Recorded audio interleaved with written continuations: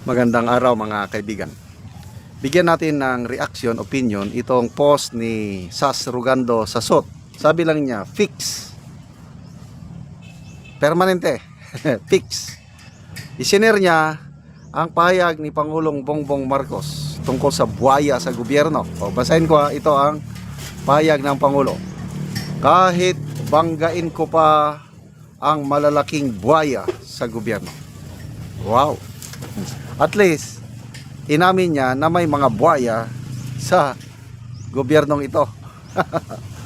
Ang tanong, sino ang mga malalaking buwaya sa gobyerno na handa niyang banggain? So, lumalabas sa pahayag ng Pangulo na hindi siya ang buwaya. Klaro yan ha? Hindi siya ang buwaya.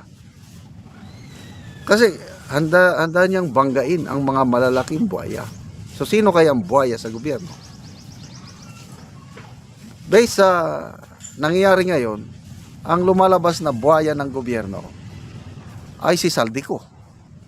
Kasi siya na yung nakasuhan, may warrant of arrest, pinakansil na ang passport. Yan na. Sino pa ang mga buwaya ng gobyerno na handang banggain ng Pangulo?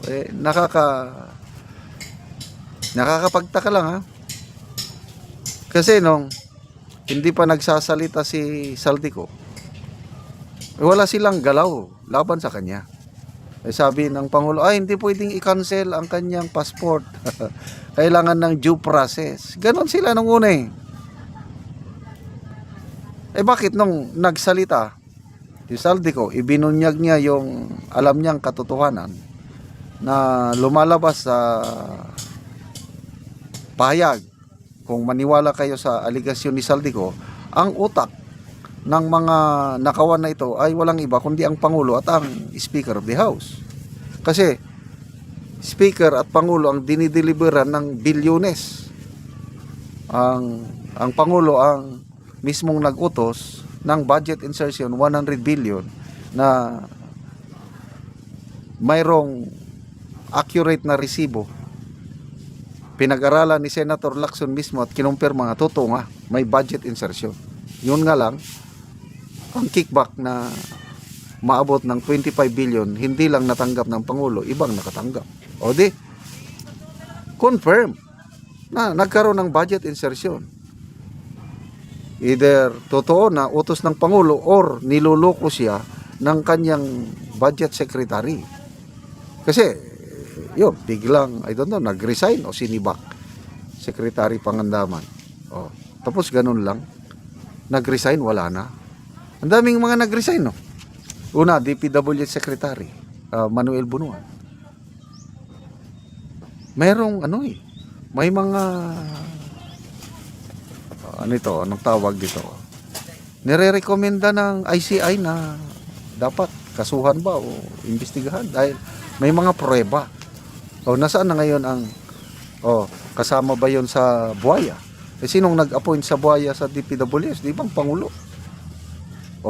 Kasama DBM Secretary. Sinong nag-appoint? Ang Pangulo. Bersamin. Lucas Bersamin, sinong nag-appoint? Pangulo. Sino pa?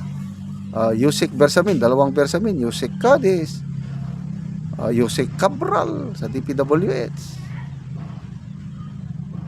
Ito yung mga lumalabas na may kagagawan sa matinding nakawan sa gobyerno. Tapos, nag-resign lang, wala na. Anong klaseng pagbangga ang ibig sabihin ng Pangulo? So ang binabangga lang ng mga buwaya si Saldico. Plus of course yung mga maliliit na DPWH official and contractors. Naka under custody na ng NBI si Sara Diskaya. Nakakulong si Curly Diskaya sa Senate. Ano pa? So, yun lang ba ang mga buwaya? Speaking of Saldico, ang pinakamalaking buwaya so far na nabangga ng Pangulo. Tanong, paano nila ngayon mapanagot sa batas? Kasi kailangan although nagpapasalamat tayo na may isiniwalat ni Saldico na katotohanan ang alam niya, dapat managot siya. Dapat makulong. Paano nila mapakulong kung hanggang ngayon di nila alam kung nasaan? Desperado sila Pati ang secretary ng DILG humihiling na ng tulong sa mga OFWs. Kung makita nyo si Saldico, picturean nyo naman at ipaalam sa amin. O ano kayo? Wala kayong intelligence confidential funds? Bakit nyo utusan ng mga OFWs? Ang mga OFWs sabi, ayaw namin nga. Kayo ang maghanap, hindi kami. So yun, wala na. So, yung pinagmamalaki nila, Pangulo, Ombudsman, DPWH Secretary na may magpapasko sa kulungan. Nasaan? Wala pa. Lalo ng Ombudsman, sabi niya, by December 15, may makukulong na senador. Ngayon, December 17 na, wala pa. Kaya, pati ang kanilang aliado na Congressman Sindanya, binatikos na. 15 na, naunsi pa. Bakit? Lumampas na ang December 15, naunsi o onsyami. Napalpak. So, sige. Yun ang Pangulo. Sana, totoo yung sinasabi nyo, banggain nyo ang mga buhaya. Kung sino nga talaga ang tunay na malaking buhaya. Okay, magbasa tayo sa mga comments, ano? Cheno Riz, the master of crocodile. Mark Lascuña, talking to his own self.